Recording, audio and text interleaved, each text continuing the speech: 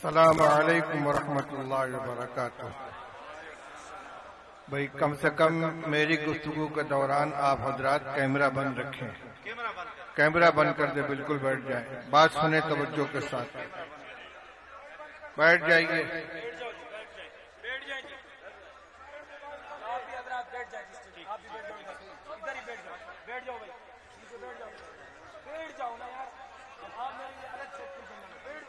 الحمد لله نحمده ونستعينه ونستغفره ونؤمن به ونتوكل عليه ونعوذ بالله من شرور أنفسنا ومن سيئات أعمالنا من يهده الله فلا مضل له ومن يضلله فلا هادي له ونشهد أن لا إله إلا الله وحده لا شريك له ونشهد أن سيدنا ومولانا محمدا عبده ورسوله صلى الله تبارك وتعالى عليه وعلى آله وأصحابه وبارك وسلم تسليما كثيرا كثيرا. أما بعد فقد قال النبي صلى الله عليه وسلم يوشك الأمم أن تداعى عليكم كما يتداعى الآكلة إلى قصعتها. قالوا ومن قلة نحن يومئذ يا رسول الله؟ قال بل أنتم يومئذ كثيرون ولكنكم غثاء كغثاء البحر السيل ولينزعن الله من قلوب عدوكم المهابة منكم وليقذفن الله في قلوبكم الوهن. قالوا وما الوهن يا رسول الله؟ قال حب الدنيا وكراهية الموت، أو كما قال رسول الله صلى الله عليه وسلم.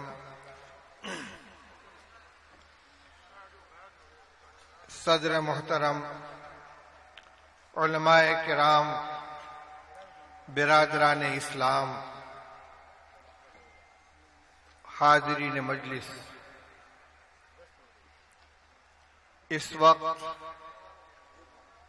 یہ فقید المثال اجتماع جو جمعیت علماء اسلام کے 100 سالہ جشن کے نام پہ منعقد کیا جا رہا ہے، اور تاحد نگاہ اہل ایمان کا یہ ٹھاٹھے مارتا ہوا سمندر کل سے پوری دنیا کے منتخب اور نمائندہ اکابر و مشائخ کی گفتگو سن رہا ہے.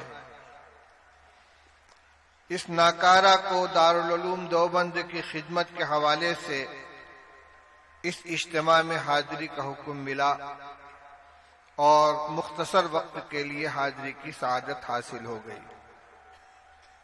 میرے بھائیوں، اس وقت میں کوئی بہت لمبی گفتگو نہ کر کے حالات حاضرہ کے تناظر میں امت مسلمہ کی کیا ذمہ داریاں ہیں اور جن حالات سے پوری امت مسلمہ دوچار ہے ان سے نکلنے کے لیے اور ان صبر آزما حالات میں ثابت قدم رہنے کے لیے کس نسخہ کیمیا کی ضرورت ہے، کتاب اللہ اور سنت رسول اللہ صلی اللہ علیہ وسلم کی روشنی میں چند باتیں آپ کے سامنے عرض کروں گا. جو صورتحال پوری دنیا میں ہے یہ کوئی غیر متوقع چیز نہیں ہے. حضرت نبی اکرم صلی اللہ علیہ وسلم نے بہت پہلے اس کی پیشین گوئی فرما دی تھی کہ ایک وقت ایسا آئے گا جب دنیا کی ساری قومیں مسلمانوں کے خلاف اس طرح متحد ہو جائیں گی اور اس امت کو نقصان پہنچانے کے لیے، ان کو زخ دینے کے لیے، ان کو ٹھیس پہنچانے کے لیے، بلکہ ان کا وجود ختم کرنے کے لیے اپنے باہمی نظریاتی، مذہبی، سیاسی، سماجی اختلافات کے باوجود ایک مسئلے پہ سب متفق ہو جائیں گے کہ اسلام اور مسلمانوں کے خلاف ان کا ایجنڈا ایک ہوگا۔ یہ وقت آئے گا، اور آپ نے بڑی محسوس مثال دے کر سمجھایا کہ ایک وقت آئے گا کہ ساری قومیں مسلمانوں کے خلاف اس طرح ایک دوسرے کو دعوت دیں گی جس طرح دسترخوان پہ کھانے کے لیے کوئی جماعت بیٹھی ہو اور اپنے ساتھیوں کو آواز دیتے ہیں، آؤ یہ ڈش بہت لذیذ ہے، یہ سالن بہت عمدہ ہے، ذرا یہ بھی لے لو، ذرا یہ بھی چکھ لو۔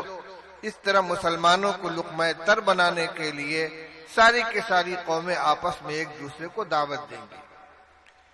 یہ بات جب رسول اللہ صلی اللہ علیہ وسلم نے ارشاد فرمائی ہے، اس وقت مسلمان اگرچہ تعداد کے اعتبار سے بہت مختصر تھے، لیکن ان کا ایمان پہاڑ سے زیادہ مضبوط، اللہ کے اوپر ان کا بھروسہ، اللہ کے وعدوں پر بھروسہ، اور اسلام کے ایک ایک حکم پر عمل کرنے کے سلسلے میں ان کا جذبہ اتنا غیر متزلزل تھا، اور ان کی دھاک اس طرح بیٹھی ہوئی تھی کہ ان کے لیے یہ بات عجیب و غریب تھی، حیرت کی بات تھی کہ کیا ایسا بھی وقت آئے گا کہ مسلمانوں کے خلاف ساری قومیں متحد ہو جائیں گی؟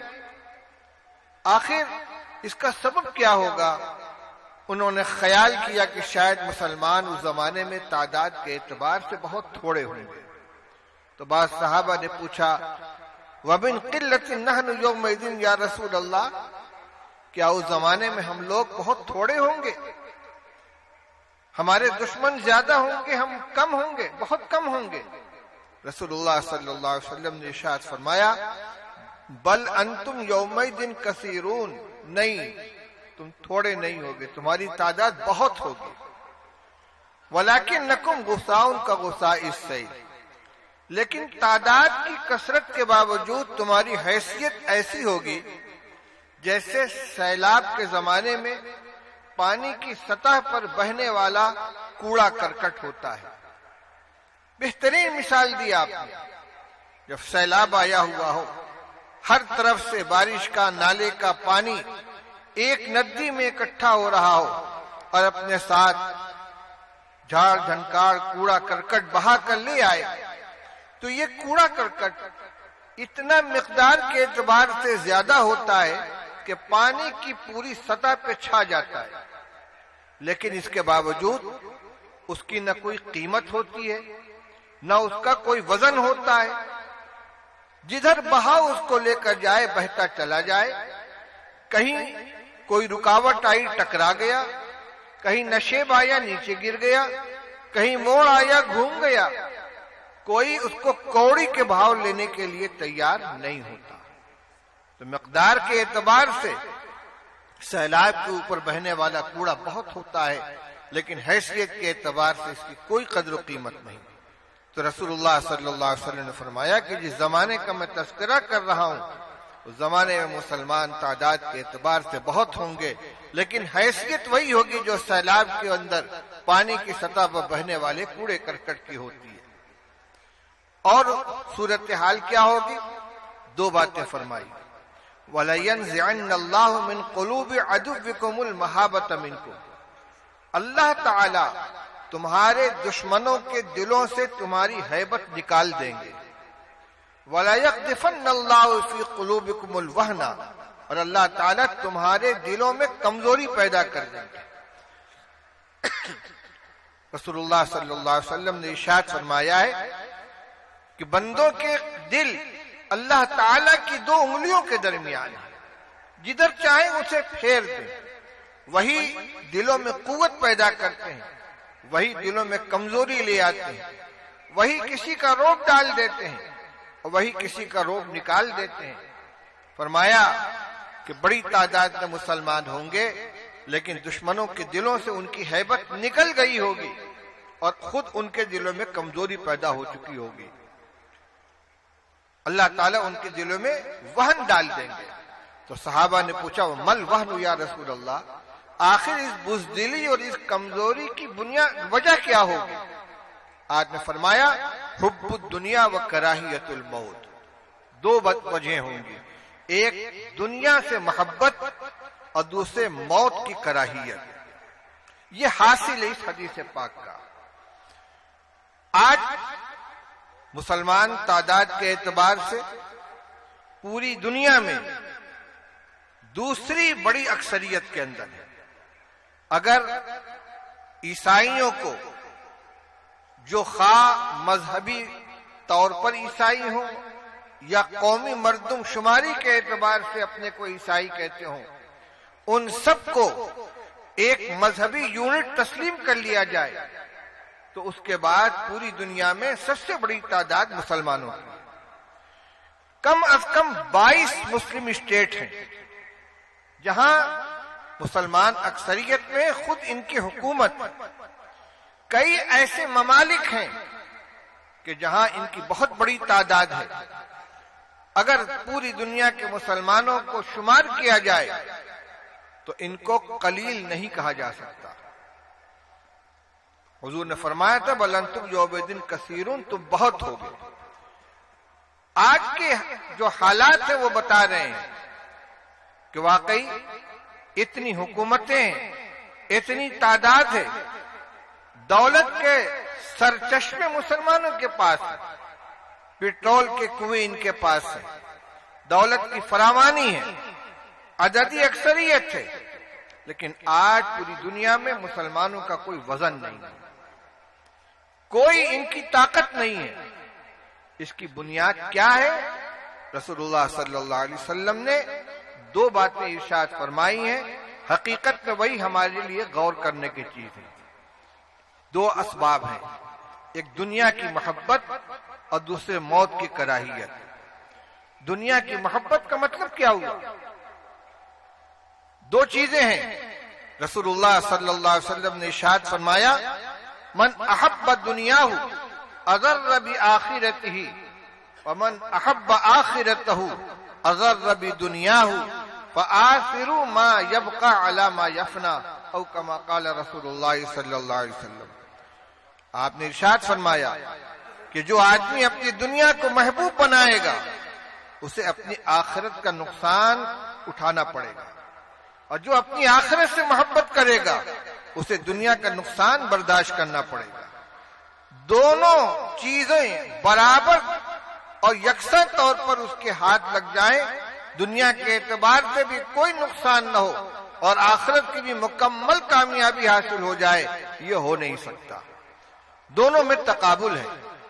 کرنا کیا ہے؟ فرما آثروا ما یبقى علی ما یفنى، جو چیز ختم ہو جانے والی ہے اس کو اس چیز کے اوپر ترجیح دو، جو چیز باقی رہنے والی ہے اس کو ترجیح دو اس چیز کے اوپر جو ختم ہو جانے والی ہے، یعنی آخرت کی کامیابی، وہاں کی سرخروئی، وہاں کی عزت جن چیزوں سے حاصل ہو سکتی ہے ان کو اختیار کرو۔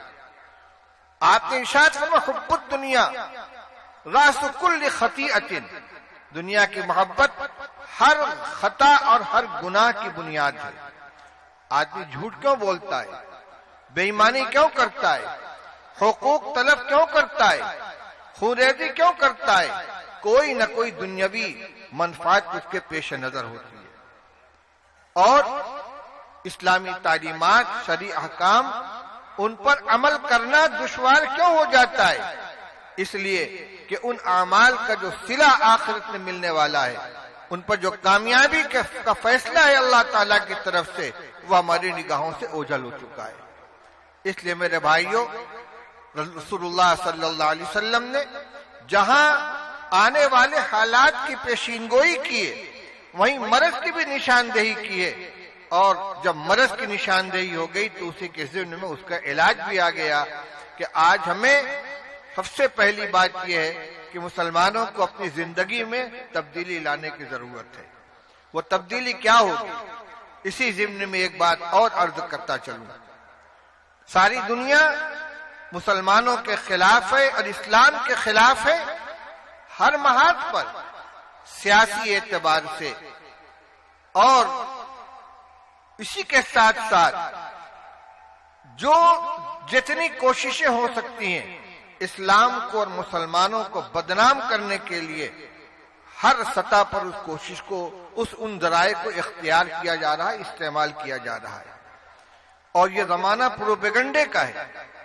گوبلز کا جو فلسفہ تھا کہ جھوٹ اتنا بولو کہ خود جھوٹ بولنے والے کو شبہ ہونے لگے کہ کہیں یہ سچ تو نہیں ہے، آج جھوٹ مسلسل اور اتنی قوت کے ساتھ اسلام اور مسلمانوں کے بارے میں بولا جا رہا ہے، پروپیگنڈا کیا جا رہا ہے کہ اچھے خاصے لوگ بھی شک و شبہ کا شکار ہو جاتے ہیں۔ بڑی عجیب و غریب بات ہے کہ کچھ دنوں پہلے دیندار مسلمان داڑھی ٹوپی کرتا والے معزز قابل اعتماد سمجھے جاتے تھے، اور آج ماحول ایسا بنا دیا گیا ہے کہ جو دینی شکل و صورت والے داڑھی کرتا والے ہیں، دیندار لوگ ہیں، ان کو مشکوک قرار دے دیا گیا، اور جن لوگوں کو پہلے ناقابل اعتماد سمجھا جاتا تھا آج وہ قابل اعتماد ہو گئے۔ یہ نتیجہ اس پروپیگنڈے کا۔ کبھی مسلمانوں کو دہشت گرد کہا جاتا ہے، کبھی مدارس کو دہشت گردی کا اڈا کہا جاتا ہے، لیکن ہماری طرف سے اسلام کی، مدارس کی اور مسلمانوں کی صحیح تصویر پیش کرنے کی کوشش جس سطح پر ہونی چاہیے وہ نہیں ہو رہی ہے۔ مثبت جواب یہ ہے کہ ہم اپنی عملی زندگی ایسی بنائیں کہ ہمیں دیکھ کر لوگ ہم سے اسلام کو سیکھیں، ہم سے اسلام کو جانیں۔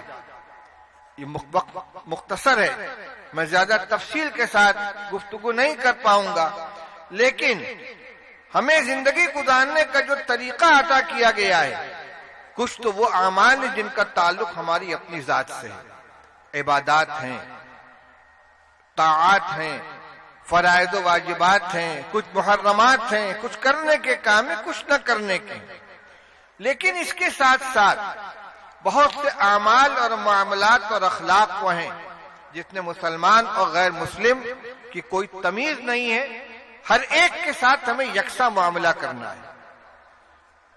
مثال کے طور پر تجارت میں دیانتداری اور ایمانداری کا معاملہ، کسی کے ساتھ ہمارا لین دین ہو رہا ہو، اس کو اطمینان نہ کہ یہ مسلمان ہے، لہذا اس سے ہم کو کوئی دھوکہ نہیں ہوگا، اس سے کوئی نقصان نہیں پہنچے گا۔ اسی طرح پڑوسیوں کے ساتھ حسن اخلاق کی جو تعلیم دی گئی ہے، رسول اللہ صلی اللہ علیہ وسلم نے ارشاد فرمایا، واللہ لا یؤمن واللہ لا یؤمن واللہ لا یؤمن، قیل من یا رسول اللہ، قال من لا یامن جارہ بوائقہ، فرمایا کہ بخدا وہ مسلمان نہیں، بخدا وہ مسلمان نہیں، بخدا وہ مومن نہیں۔ پوچھا کہ کون یا رسول اللہ؟ فرمایا جس کا پڑوسی اس کی اذیت سے محفوظ نہ رہے۔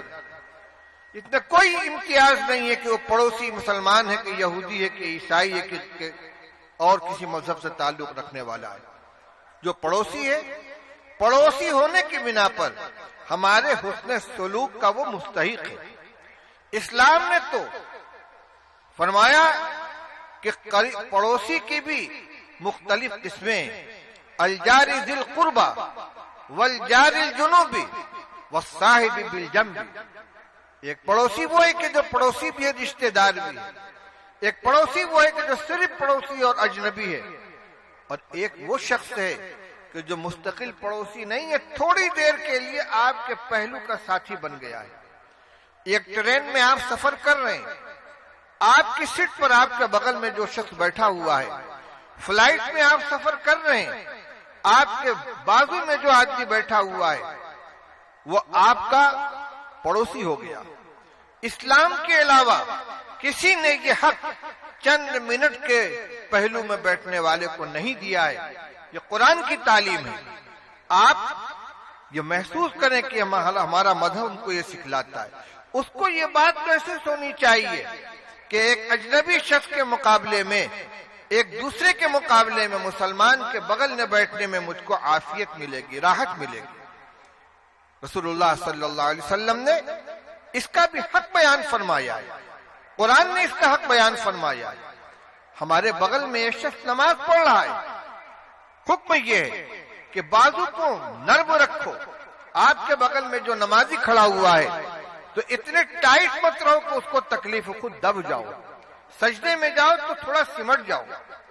مجلس کے اندر بیٹھو، اذا قیل لکم تفصحوا فی المجالس فافصحوا۔ آپ مجلس میں بیٹھے ہوئے، کچھ لوگ آ گئے، تھوڑا سمٹ کر ان کو جگہ دے دیجیے۔ چند منٹ کے لیے ایک آدمی آیا ہے، ہر چیز کے اندر اپنے آپ کے اپنے مقابلے میں دوسرے کو ترجیح دی جائے۔ واقعات تاریخ کے اندر بھرے پڑے ہیں۔ امام ابو حنیفہ رحمۃ اللہ علیہ کے زمانے میں ان کا ایک غیر مسلم پڑوسی تھا، یہودی، جو شراب پیتا تھا، اور رات کو جب شراب میں دھت ہو کر گھر میں آتا تو وہ شعر پڑھا کرتا تھا، اذاعونی وای فتن اذاعو لیوم کریہۃ وسداد صغری۔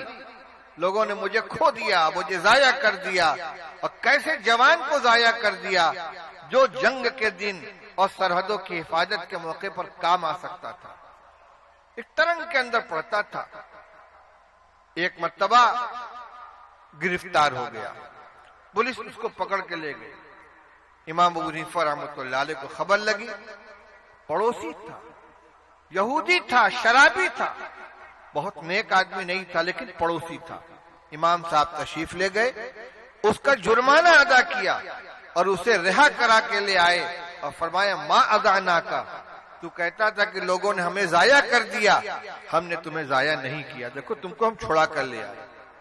غالباً وہی پڑوسی یا کوئی دوسرا پڑوسی، اس نے اپنا مکان بیچنے کا ارادہ کیا اور اعلان کیا کہ میرے مکان کی قیمت 20,000 درہم ہے۔ لوگوں نے کہا تمہارے مکان کی قیمت 10,000 سے زیادہ نہیں ہے۔ اس نے کہا ٹھیک ہے، مکان کی قیمت 10,000 اور ابو حنیفہ کے پڑوس کی قیمت 10,000۔ یہ مکان ابو حنیفہ کے پڑوس میں ہے، میں اس کو بیچ کر جاؤں گا تو مکان بھی چھوٹے گا، پڑوس بھی چھوٹے گا، اور جو آ کر اس مکان میں رہے گا اس کو مکان بھی ملے گا، ابو حنیفہ کا پڑوس بھی ملے گا، لہذا جتنی قیمت مکان کی رکھ رہا ہے اتنی قیمت رکھ رہا ہے امام ابو حنیفہ رحمۃ اللہ علیہ کے پڑوس میں ہونے کی۔ امام صاحب کو خبر لگی تو بلایا اس کو، پورے مکان کی قیمت اس کو دے دی اور کہا مکان بھی تمہارا، پیسہ بھی تمہارا۔ جس نے اپنے پڑوسی کی اتنی قدر کی ہے، معلوم نہیں اس کے جانے کے بعد کون دوسرا پڑوسی آ جائے میرا، اس لیے اس پڑوسی کی قدر کرنی چاہیے۔ میرے بھائیوں، لین دین میں، تجارت کے اندر ہمارا معاملہ دوسروں کے ساتھ ایسا ہو کہ وہ نمونہ بن جائے۔ امام ابو حنیفہ رحمۃ اللہ علیہ کا نام آیا۔ ابھی میں پڑھ رہا تھا راستے ہی میں شیخ ابو زہرہ مصری کی کتاب کا ترجمہ جو انہوں نے امام اعظم ابو حنیفہ رحمۃ اللہ علیہ کے حیات کے اوپر لکھا ہے، اس میں لکھا ہے کہ ایک عورت ایک کپڑے کا تھان لے کر آئی اور امام صاحب کے ہاتھ بیچنا چاہا، یہ کپڑے کے تاجر تھے۔ اس نے کہا اس کے 100 درہم دے دیجئے۔ فرمایا اس سے زیادہ قیمت کا ہے۔ اس نے کہا 200 دے دیجئے۔ فرمایا اس سے زیادہ قیمت کا ہے۔ اس نے کہا 300 دے دیجئے۔ اس نے کہا مجھ سے مذاق کرتے ہیں؟ فرمایا اچھا کسی اور آدمی کو بلا لو، وہ اس کی قیمت لگا دے۔ ایک شخص کو بلایا گیا، اس سے پوچھا گیا اس کی قیمت کتنی ہے؟ اس نے بتلایا 500 درہم۔ امام ابو حنیفہ رحمۃ اللہ علیہ نے 500 درہم دے کر اس تھان کو خرید لیا۔ گھٹانے کے لیے نہیں، بڑھانے کے لیے، قیمت زیادہ دینے کے لیے دوسرے شخص کو بلایا جا رہا ہے تاکہ وہ قیمت زیادہ بتا کر اس کو بیچنے والے کا نفع اور اس کو راحت پہنچائے۔ اسی طرح دیانتداری کے سلسلے میں امام صاحب کا واقعہ مشہور ہے کہ ایک تھان میں تھوڑا سا عیب تھا۔ انہوں نے اپنے کارندے کو ہدایت دی کہ اگر کوئی خریدار آئے تو اس کو پہلے عیب دکھلا دیا جائے، اور اگر وہ خریدنے پر تیار ہو تو جتنی قیمت پر خریدے اتنی قیمت پر اس کے ہاتھ فروخت کر دیا جائے۔ اتفاق کی بات، کوئی گاہک آیا اور کارندے نے عیب دکھلائے بغیر اس تھان کو فروخت کر دیا۔ امام صاحب تشریف لائے، پوچھا وہ تھان کیا ہوا؟ نے کہا وہ تو بک گیا، تم نے خریدار کو عیب دکھلایا تھا؟ کہا نہیں۔ وہ خریدار کون تھا؟ کہ میں پہچانتا نہیں۔ امام صاحب نے اس دن کی پوری بکری جتنی قیمت آئی تھی سب اٹھا کے صدقہ کر دیا۔ اس کے اندر غلط قسم کا پیسہ تھوڑا سا شامل ہو گیا۔ میرے بھائیو بزرگوں، ہم اپنے اخلاق، اپنے کردار سے اپنا تعارف کرائیں، اسلام کا تعارف کرائیں۔ ہمیں اسلام یہ تعلیم دیتا ہے، ہمارا مذہب یہ بتلاتا ہے۔ ہم بہت سے کام کرتے ہیں لیکن اس کا حوالہ کچھ اور دے دیتے ہیں۔ دوسروں کے سامنے ہماری شبیہ صحیح آنی چاہیے۔ اس میں امن اور بقائے باہم، پرامن بقائے باہم کی تعلیم جتنی اسلام نے دی ہے وہ کسی کے یہاں نہیں ہے۔ میرے بھائیو اور بزرگوں، حب الدنیا و کراہیت الموت، جو دو چیزیں رسول اللہ صلی اللہ علیہ وسلم نے بیان فرمائی ہیں، تو اس سے ہمیں یہ سبق ملتا ہے کہ آخرت میں کامیابی کے جو راستے ہو سکتے ہیں ان کو ہمیں اختیار کرنا ہے۔ دنیا کی محبت میں ہم آخرت کا نقصان اپنے لیے اگر برداشت کریں گے، یہ ہماری ذلت اور ناکامی کے پہلا سبب ہوگا۔ مختصراً دوسرے جز کی طرف بھی اشارہ کر دوں، فرمایا وَكَرَاهِيَةُ الْمَوْتِ، مسلمانوں کے ذلیل ہونے کی اور بے وقت ہونے کی دوسری بنیاد موت کی کراہیت ہوگی۔ موت کی کراہیت کا مطلب یہ ہوگا کہ مسلمان مرنے سے ڈریں گے، موت سے خوف کھائیں گے۔ ایمان والے کا تو یہ عقیدہ ہے کہ جب دنیا میں انسان آتا ہے تو اللہ کی طرف سے ایک متعین عمر لے کر آتا ہے۔ بچہ جب ماں کے پیٹ میں ہوتا ہے وہی فرشتہ پوچھتا ہے ما اجلہ ما رزقہ، پروردگار اس کی روزی کتنی لکھی جائے، اس کی عمر کتنی لکھی جائے۔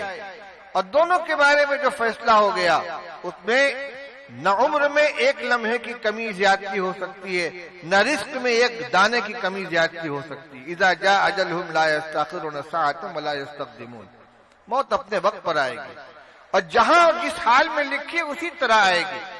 پھر ہم موت کا خوف اپنے اندر بیٹھا کر بزدلی اور کم ہمتی کے شکار کیوں ہوں؟ اس لیے مومن اللہ سے ڈرتا ہے اور موت پر اس کا یقین ہے، موت اپنے وقت پر آئے گی۔ وَلَوْ كُنْتُمْ فِي بُرُوجٍ مُشَيَّدَةٍ، 7 قلعہ کے اندر بھی اگر ہم محفوظ ہو جائیں اور اللہ کی طرف سے ہمارے مرنے کا وقت آ چکا ہے، طے ہو چکا ہے، اس کو ہم ٹال نہیں سکتے۔ تو ایک مطلب تو یہ ہے کہ موت سے جو کا خوف اور موت کا ڈر جو ہمارے اندر بزدلی پیدا کرتا اس کو اپنے دل سے نکالیں۔ لیکن صرف یہی مراد نہیں ہے، اس لیے کہ موت سے کی کراہیت یہ تو ایک فطری چیز ہے۔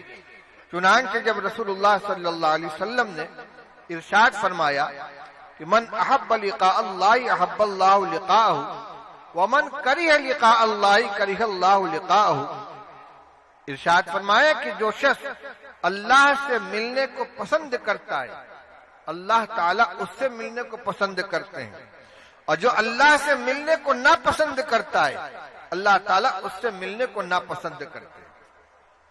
اس کا مطلب کیا ہوا کہ جو مرنے کو پسند کرتا ہے کیونکہ اللہ کی ملاقات موت کے بعد ہوگی، اللہ تعالیٰ اس سے ملنے کو پسند کرتے ہیں، اور جو اللہ سے ملنے کو ناپسند کرتا ہے یعنی موت کو ناپسند کرتا ہے اللہ تعالیٰ اس سے ملنے کو ناپسند کرتے ہیں۔ ام المؤمنین حضرت عائشہ صدیقہ رضی اللہ تعالی عنہا نے فوراً عرض کیا یا رسول اللہ کلنا یکرہ الموت، ہم میں کہ ہر آدمی موت سے فطری طور پر موت کو فطری طور پر ناگوار سمجھتا، کوئی مرنے کو پسند نہیں کرتا، زندگی ہر ایک کو عزیز ہوا کرتی ہے۔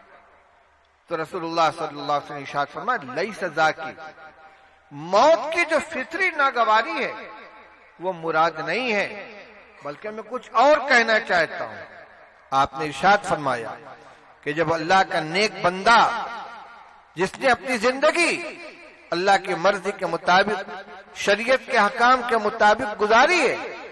جب اس کے مرنے کا وقت آتا ہے تو رحمت کے فرشتے اس کی روح قبض کرنے کے لیے آتے ہیں۔ جنت کی نعمتیں، روح و ریحان و جنت النعیم کا منظر اس کے سامنے ہوتا ہے اور اس کی روح نکلنے کے لیے بے چین ہو جاتی ہے۔ وہ چاہتا ہے کہ جلد از جلد میری روح پرواز کرے، میں پروردگار کے حضور میں حاضر ہو جاؤں۔ وہ اللہ سے ملنے کو پسند کرتا ہے، اللہ اس سے ملنے کو پسند کرتے ہیں۔ اور جو انسان فسق و فجور میں، اللہ اور اس کے رسول صلی اللہ علیہ وسلم کی مخالفت میں، بلکہ عملی بغاوت میں زندگی گزارتا ہے، جب اس کے مرنے کا وقت آتا ہے تو عذاب کے فرشتے آتے ہیں، عذاب کے ساتھ و سامان کے ساتھ، اور ان کو دیکھ کر اس کی روح بدن کے اندر پھڑپھڑاتی ہے، نکلنا نہیں چاہتی، اور وہ مرنے سے گھبراتا ہے، کیونکہ اس کے سامنے منظر ہوتا ہے کہ ادھر روح نکلی اور میں گرفتار کیا گیا، مجھے سزا ملے گی۔ یہ ہے کری لقاء اللہ، کہ اللہ سے ملاقات کو ناپسند کرے۔ اس کا مطلب کیا ہوا؟ زندگی ایسی گزارو کہ جب آخری وقت ہو تو شوق ہو اللہ کے پاس جانے کا، اور ایسی زندگی سے بچو کہ آخر وقت کے اندر مرنے کا خوف پیدا ہو جائے۔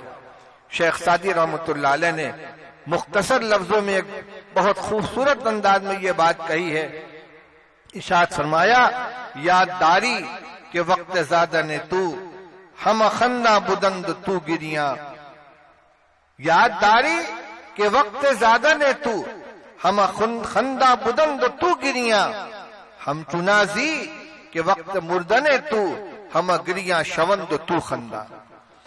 فرماتے ہیں یاد داری کے وقت زادہ نے تو ہم خندہ بدند تو گریاں۔ تجھے یاد ہے جب تو پیدا ہوا تھا تو سارے لوگ ہنس رہے تھے، خوشیاں منا رہے تھے، کسی کا لڑکا پیدا ہوا، کسی کا پوتا ہے، کسی کا نواسا ہے، کسی کا بھتیجا ہے، کسی کا بھانجا ہے، سب خوش ہو رہے ہیں، اور تو رو رہا تھا، تو روتا ہوا دنیا میں آیا تھا، باقی سب لوگ ہنس رہے تھے۔ فرماتے ہم چنازی، زندگی ایسی گزار کے دنیا سے جاؤ کہ وقت مردنے تو، جب تمہارے مرنے کا وقت آئے تو ہم گریاں شوند تو خندہ، سارے لوگ رو رہے ہوں، آنسو بہا رہے ہوں تیری جدائی کے اوپر، اور تو ہنستا ہوا دنیا سے جائے، کیونکہ آگے تیرا رحمت الہی تیرے استقبال کرنے والی ہے۔